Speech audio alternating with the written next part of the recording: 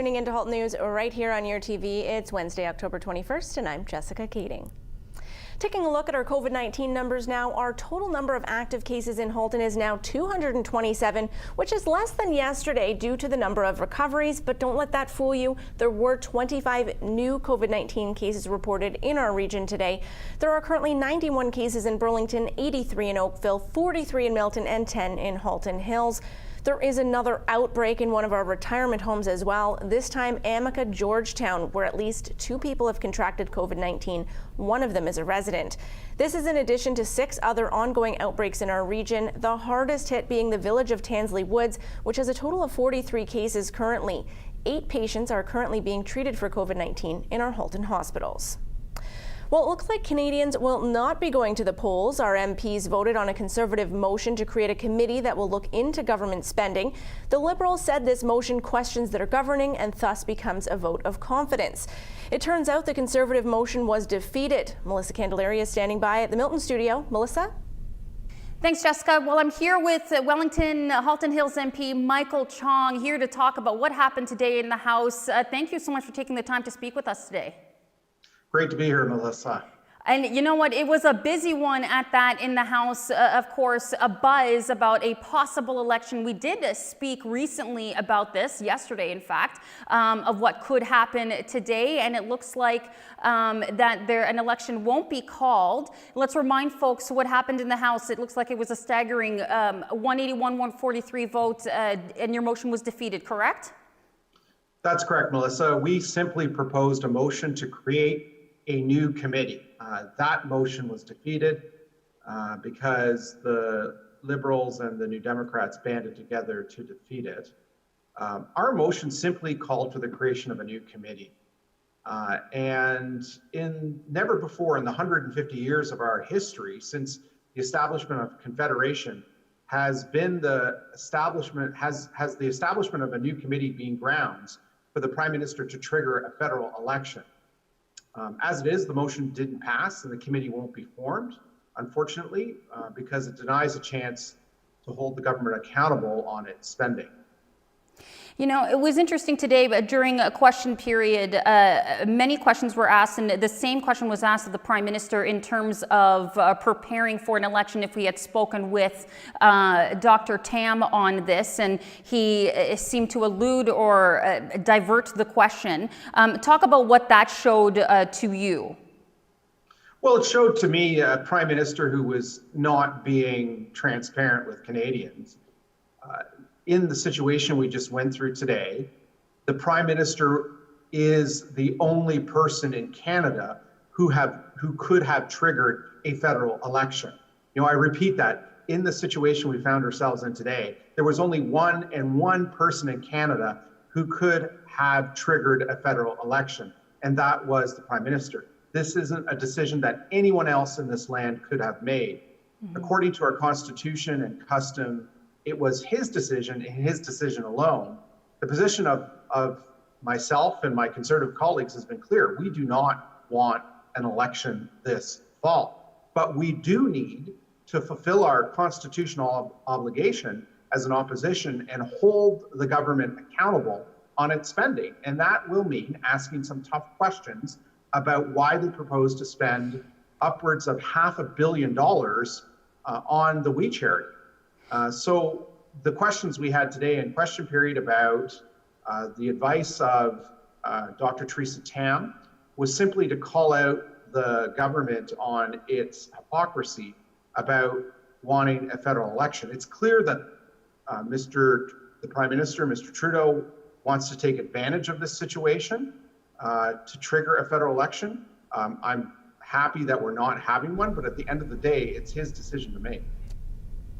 Thank you for that, Melissa. That was Melissa Candelaria coming to us from our Milton studio. The market crashing back in March was alarming for many, so we spoke with portfolio manager and financial planner Jason Dijon for his advice as we've entered into the second wave of COVID-19. Moving into the whole second wave, my thing is stay calm. Fight the urge to react and do something, because a lot of us feel that way. When there's something going on, you feel like you need to talk to your advisor, make adjustments, do something like that. So stay calm. Don't do anything right now. There is a lot of positive signs, although there is some bad one. So moving into the second phase, they're looking at restaurants and entertainment facilities, closing some of those. Sadly, those are the ones that have already been hurt before. So most other industries are still moving along as planned. When we look at the stock markets are still up. Relatively speaking, after the big drop we had in March during the first time. And that's because generally stock markets are a leading indicator. So they're looking at 9 to 18 months out. They're a reflection of the optimism we kind of generally have collectively. So most people think there will be a vaccine at some point, quicker, better testing, there will be better treatments. So that's generally the feeling, and that's kind of what we see through the media. In the short term, we've got a U.S. election, so there's going to be short-term turbulence. Markets don't like uncertainty, so depending on the headlines you see of the day, you're going to see price fluctuations in the market. At the end of the day, what's important to remember is once we have someone in power, whether it's a Democratic or a Republican, markets tend to generally go up. What they like is certainty. So once they know who's in there for 4 years, it's a positive thing for us. I think people need to stay in contact with their advisor. It's easy to kind of worry about what's going on at home and work and not touch base with your advisor. So there's less and less face-to-face meetings, obviously, but we all have cameras set up. We're capable of phone meetings, video meetings. Make sure you're in touch with your advisor. Let them know what's going on in terms of your job, your family, anything that might change in your situation that could affect your long-term plan. And make sure you touch base with them and see just what are we doing? What's happening with my portfolio? How are we taking advantage, or how are we protected with my portfolio? What we've looked at doing before is doing more private debt, private equity, which is like apartments, to help reduce the volatility. So a lot of those people are not directly correlated to the market, so that's helped with the portfolios over time. I think the last thing I'd say, the biggest thing, is to just stay safe. Make sure you're looking after yourself physically, mentally, looking after your family. Get through it together. The town of Halton Hills is taking action to promote equity, diversity, and inclusion. Mayor Rick Bennett says that Black Lives Matter is a global movement and a local awakening. He has made it clear that racism is not welcome in the town, and it's time to make a concerted effort to not just learn from the past, but to take a stand to oppose actions and beliefs that are contrary to what constitutes a welcoming community. The town has engaged the services of a consulting firm to prepare anti-racism strategies and implement them into the town's hiring process. In Oakville, the Mayor Rob Burton delivered his 14th annual State of the Town address last night, which was live streamed on oakville.ca. You can watch it in its entirety on the town's YouTube page, or if you prefer, we will be broadcasting it here on your TV. Mayor Burton joins us. Thanks for being here. Last night, you went over the town's accomplishments over the past year. Can you share with us some of those highlights? Basically, I wanted to show that Oakville keeps advancing even in adversity, because in this year of the COVID pandemic, we've dealt with that with the same kind of farsightedness and quick action of restraint to prevent a fiscal meltdown, and that we did in the Great Recession.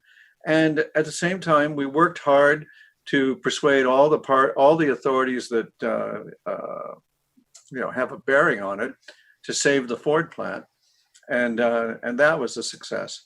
So in addition to that, we were able to continue our construction through COVID on our road widenings, basically all over town, to improve traffic.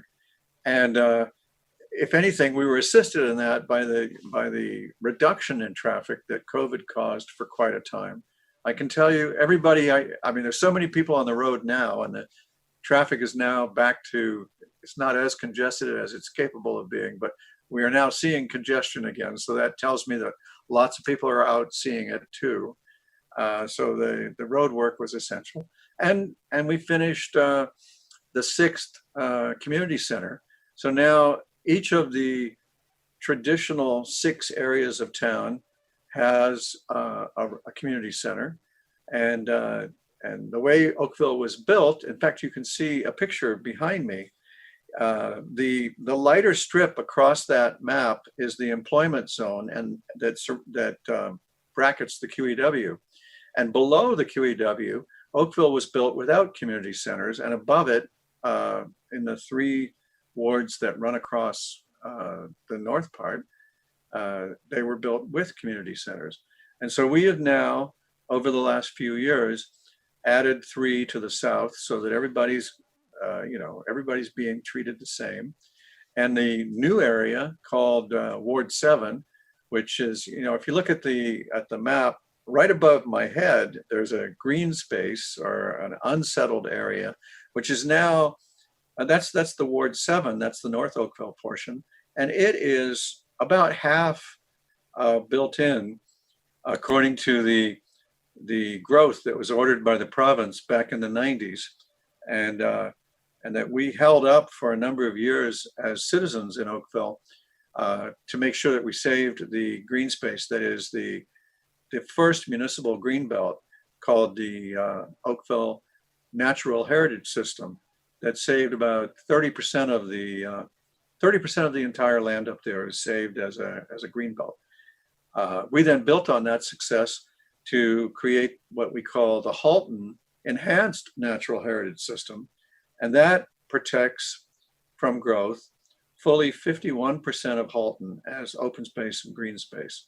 And that's our Halton-wide community's way of saying, we don't want to look like Mississauga. You can, over there on the right of the picture where it's all gray, you can see what Mississauga tends to look like, and we don't want to look like that. You'll notice that even in the growth area above the QEW that went on between 1970 and 2000, that there's wide, long, green. In fact, if I move out of the way, you can see there's even more. So our town has a vision of being a green, clean place, and I'm proud to say we're continuing to make progress. So that's why I said, when you add up everything that's happened this year, it shows that Oakville keeps moving forward, even in adversity.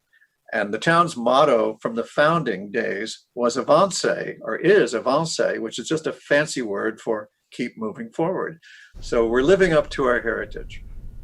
If you're a Milton resident concerned about some of those so-called monster homes, we have more for you on that after the break. Stay with us.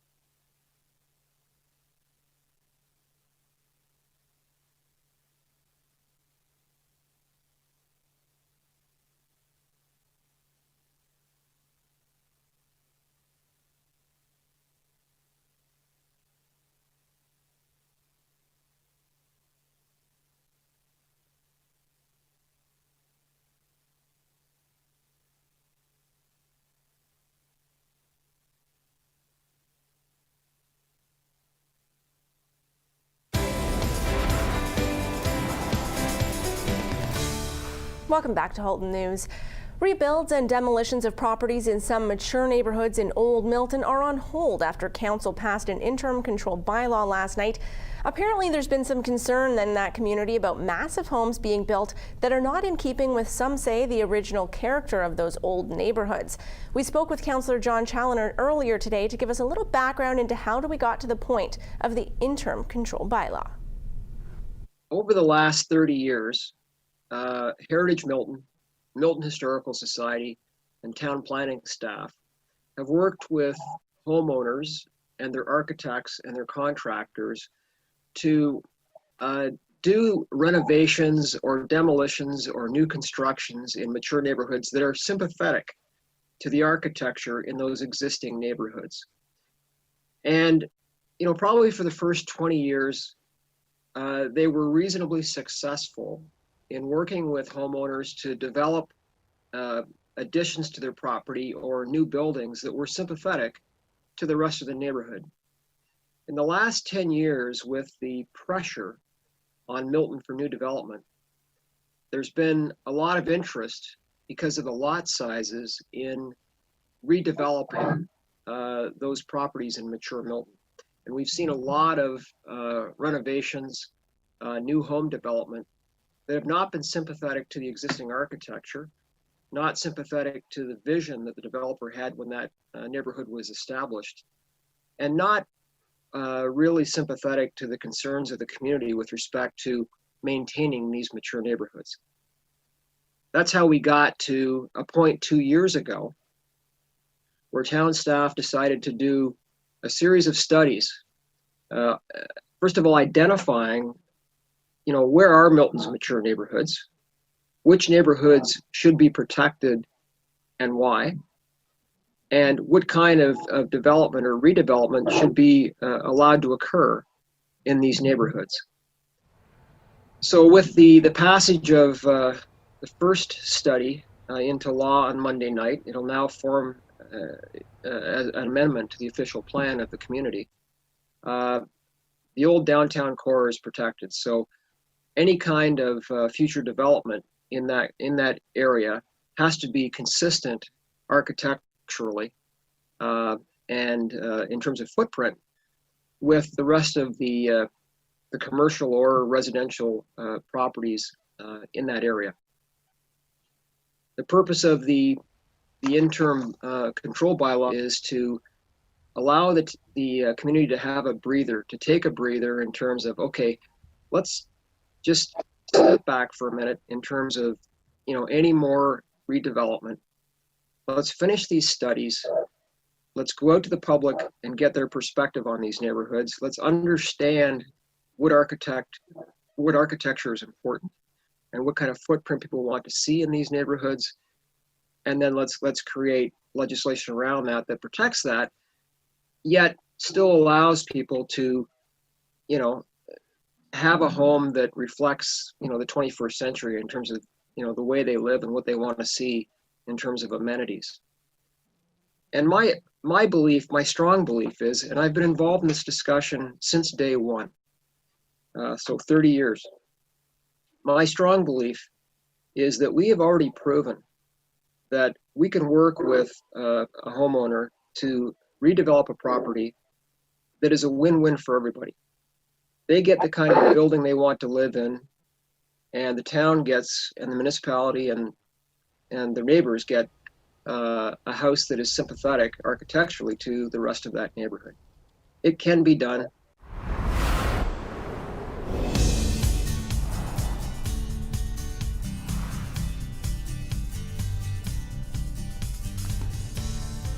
Taking a look now at our local weather forecast, you can see that we have a 40% chance of rain coming up tomorrow, hitting a high of 12 degrees in the afternoon. Warmer on Friday, and that will be our warmest day of our 5-day outlook, hitting 19 degrees with a mix of sun and cloud. Enjoy that sunshine because more clouds are rolling in Saturday and staying with us throughout the weekend and into Monday. We're looking at a 30% chance of showers on Saturday, cloudy skies Sunday, and that rain returns for Monday.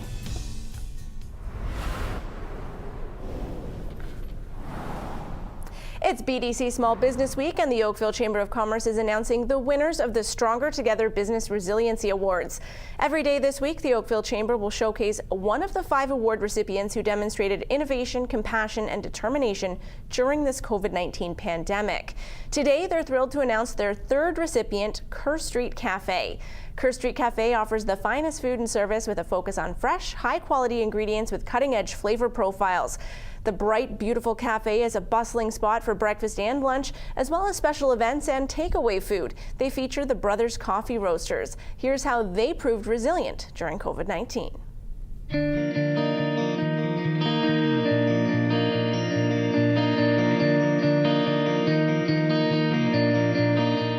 COVID-19 has affected our business in sales.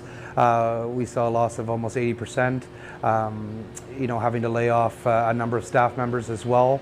We kind of proved our resilience by staying open from the start. As far as doing takeout, we've had to adjust our business model considerably, just doing takeout coffee, retail coffee. an extensive freezer program. We were able to be a part of the community and support through a partnership with Henderson Partners and Art House to feed families in need over this time. What lessons we've learned from COVID-19 have been kind of how to pivot our business model and stay relevant and stay exciting for folks. So we've been lucky enough to be able to offer the same type of brunch menu, just in a takeout format. With the warmer weather, we provided seating outside, not a proper patio service, but just somewhere for folks to still feel like they're attached to the cafe and enjoy those same great flavors and tastes that they're used to from the cafe. So our freezer program has kind of snowballed from the start. We've built quite an extensive list of folks that live in the area that we could deliver to. We've curated special boxes for long weekends, birthday celebrations, things like that to provide something exciting for folks.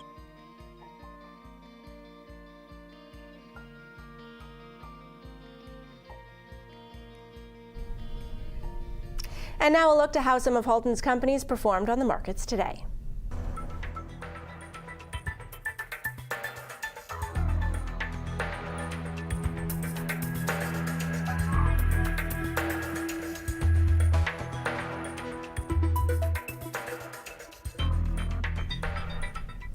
We'll be right back with a story in honor of First Responders Month. We'll be right back.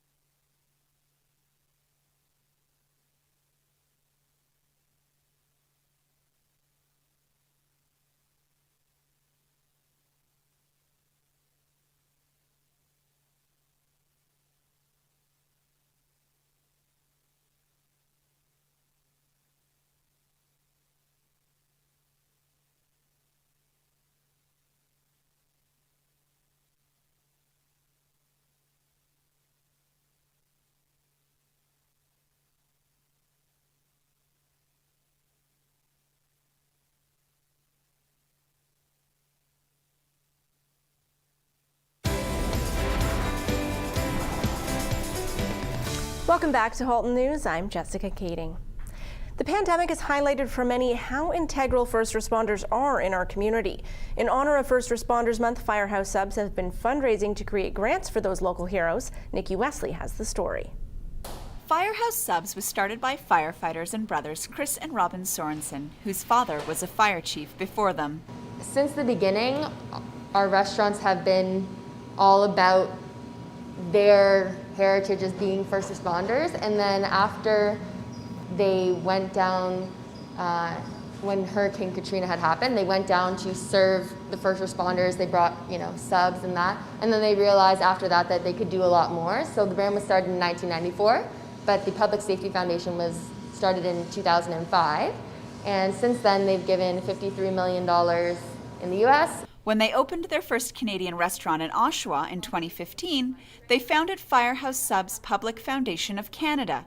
As they celebrate their 5th Canadian anniversary, they have 39 restaurants here in Ontario. And to date, we've raised over $1.2 million for local first responders in Ontario. And the money we have given to them has gone to life-saving equipment, new technology and training for first responders.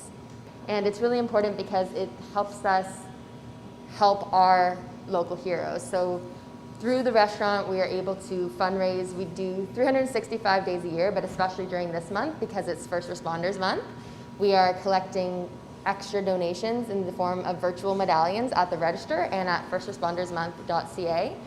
Customers can also support by rounding up their bill or purchasing an authentic pickle bucket. While many groups that have a local restaurant have received grants, first responder groups from anywhere in Ontario may apply. Milton has received a grant, Burlington has received a grant, and one of the unique and cool things about our franchisee in Burlington is he himself is a first responder. He is a police officer, and his wife Olympia is a former firefighter. So definitely we've worked closely in this area with the first responder organizations. I know they have a great relationship with them. Reporting for Halton News, I'm Nikki Wesley. We'll be back tomorrow night live at 5. Until then, I'm Jessica Keating for Halton News.